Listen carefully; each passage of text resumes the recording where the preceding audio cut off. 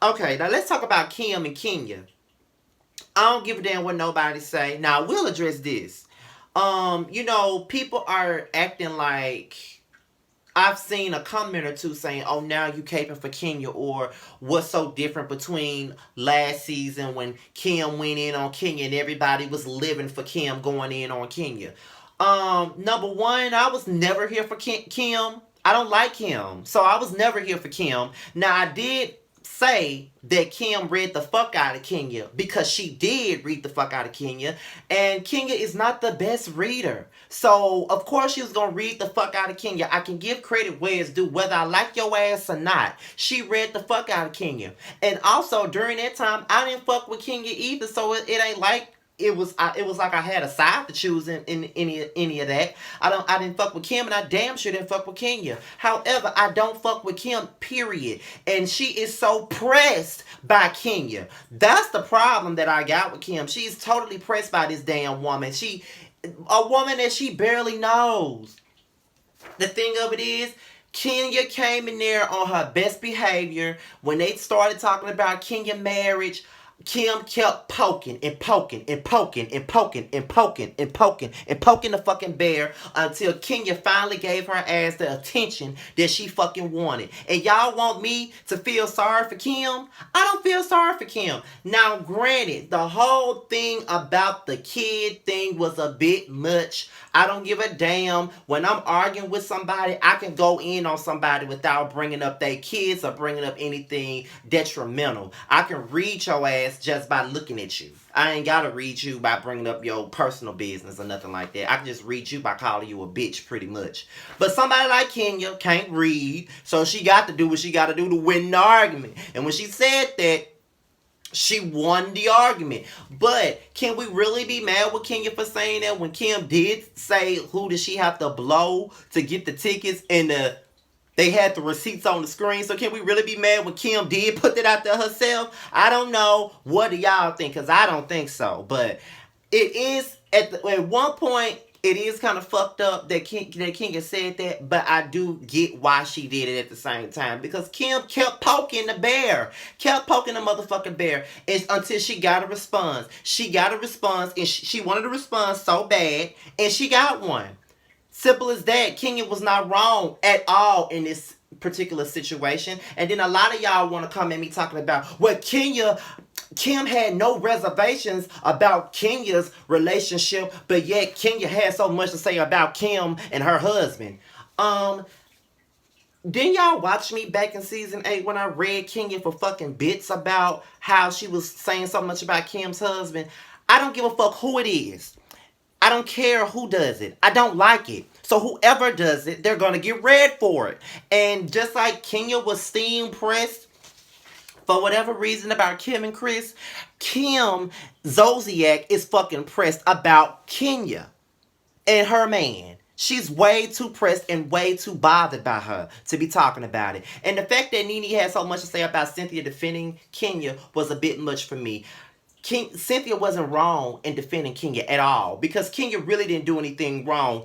Kim sent for Kenya, and Kenya walked through the door. You sent for her through UPS, and the bitch came knocking on your front door and gave you the package. You asked for it and you got it, bitch. That's it. Like, what the fuck? Like, honestly, you can't even be mad with her for that. Period. Because she wasn't gonna stop till she got a reaction. So then, Kim and Sheree, they go over to Porsha house and they talk about it. And Kim making it sound like she's such a victim. She talking about Kenya, talking about her son. I didn't hear Kenya say not a motherfucking thing about her damn son. She didn't say nothing about her son. All she said was, worry about pimping out your daughter. That's what the fuck she said. And she's so fucking upset about it. And then, now what Porsha said in the moment was no lie, but she said that Kenya would do certain things to people and provoke certain situations, and then when she get a reaction, she'll turn around and play like she the victim or whatever and act like she was attacked when she started it. That's true, Porsha. But Arsenio, you weren't there, bitch. Shut up. Because this point in time, it wasn't Kenya's fault. It was Kim's fault. Kim kept sending for her. Kept sending for her. Put a stamp on the package and kept sending for her ass. Kept sending for her. And she got the package that she wanted to have. Bottom line. Okay. So Sheree comes over to Kandi's studio and she gives Kandi the tea about what happened at the all white party.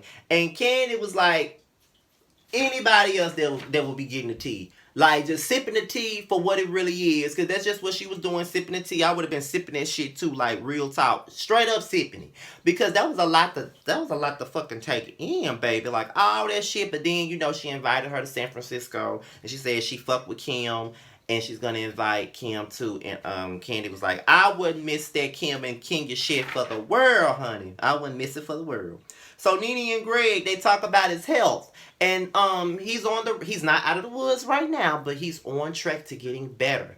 And that's all that really matters. His doctor has changed the medications and everything. So he's getting better, but he's not completely there yet. Nene had some reservations about going to San Francisco while he's down, but he said he's doing fine. She can go to San Francisco. Brent is there with him. He's fine. So she decides to go. Okay, so Kenya's grandmother passed away. That's the only mother she's known. She's raised her since she was 3 days old, and she died, and Cynthia came over there to comfort her. And honestly, looking at Kenya crying like that reminds me of my mom when she lost her grandmother. My mother lost her grandmother when I was like 4 years old. My great-grandmother died in 93. My mother still mourns over her grandmother's death because her grandmother raised her from 6 weeks old up until she was grown. That's the only mother she knew because my grandmother wasn't in her life. Neither was she in mine, but that's for another video. But she wasn't in her life. So, her grandmother, which is my great-grandmother, was the only mother that she knew. So I understand Kenya's tears, and I'm glad Cynthia was there for her. So Nene, she invites Marlo to San Francisco, and she's not going to tell the other girls about it. And, she's saying that, I'm glad that me and Marlo can be friends again. We can laugh, we can argue, we can talk about, we can drink, we can talk about fashion, we can do everything that we used to do when it was Tall versus the Smiles. It's all about me and Marlo. You know what I'm saying? Bitch, me and fucking Marlo, honey. That's what it's about. But then she talk about Cynthia's relationship with Kenya, and she's, you know what? Nene is steam pressed by the fact that Cynthia and Kenya are friends. I don't know why she's so steam pressed behind it. Why do you care so much? It's pretty clear that Cynthia and Kenya have a genuine relationship. Y'all already know that I am not Cynthia's biggest fan, never been her biggest fan, period. And Kenya is an Aquarius, just like me, and I still don't like her. But I don't see nothing wrong with their friendship. It ain't nothing wrong with it. And she talking about it's just weird that Cynthia is defending Kenya. Bitch, she defended you the same damn way. I don't see what the fuck's so weird about it, bitch. But I guess it's weird because she doing it for another bitch besides you. Nene, stop. Have a seat, bitch. You're getting on my nerves right now. So they get ready to go to San Francisco. They at the airport. Sheree's there first. Porsha arrives. Kandi arrives. Porsha tries to make small conversation, but Kandi ain't fucking with Porsha, honestly, and who would? And I see a lot of people talking about Kandi holding grudges. Let me just say this. And I hate to just come across as I'm just capping for Kandi. I really hate that. But at the same time, I feel like I got to because I don't even see why people don't get where she coming from. If a motherfucker accused you of trying to drug them and take them back to your sex dungeon and said it on national television, and then basically something that's detrimental to you and your brand and to your livelihood, would you really be willing to be cordial with that bitch that quick? Like, real talk. Because I had somebody really that, sit up there and just diss me in front of everybody. Why would I want to be cordial with them so fast? Or why would I want to be in their presence so fast? Why would I when you publicly tried to diss me or you publicly tried to lie on me and say I tried to drug you? Why would I want to do that? So if Kandi is being petty or if Kandi is being pressed, she got every right to be. This girl lied and said that she tried to drug her for a whole damn season. And you mean to tell me that you don't understand why Kandi don't want to be cordial? You don't understand why Kandi want to be petty? You don't understand why Kandi pressed? I'll be pressed too. Especially if I'm forced to be around this bitch and I gotta go on trips on her and film with the bitch and all this shit. I won't want to be around her either. And I won't want to talk to her. I won't want to be in her presence. Bottom line. But they all gotta do a show. They all here for a check. So if I want to be petty and pressed for a check, then I'm going to. I'm sorry. But I don't feel like Kandi is wrong for her feelings toward Porsha. Because I feel the same way if a bitch said I tried to drug them and I know I didn't. You know, so fuck that. Call me delusional. Call me whatever you want to call me. But when it come down to Kandi and Porsha, I'm going to always be team Kandi when it come down to that. Because Porsha was dead ass wrong for that. And don't come to me talking about Kandi ain't innocent in this situation. It ain't about her being innocent. I ain't say she was innocent. I ain't say she was innocent at all. But when it come down to this, talking about drugging somebody, she got every fucking right to be the way she is towards that bitch. And I'm never going to change my opinion on it. Not one bit. So, Sheree drops a bombshell on the girls. She say that she, you know, dating a guy named Tyrone. Nene knows him. And, you know, she don't really care too much for him. Pretty much, you know, he's incarcerated or whatnot. So the girls get ready for dinner in San Francisco. And Sheree messy ass. Sheree, bitch. You know how to get the party started, bitch. You talking about, I just want this to be a peaceful trip. And I just want you guys to, it's all about bonding and renewing friendships. Now, Nene is a big ass elephant in the room. And it's just as big as your ass is. And it's all about Porsha not being invited. Bitch, you knew what you were doing. And I thank you for it. Because this is the best episode so far. But, yeah. They talk about it. Nene and Porsha go back and forth about who said what. Now, this is one thing that I'm getting annoyed about.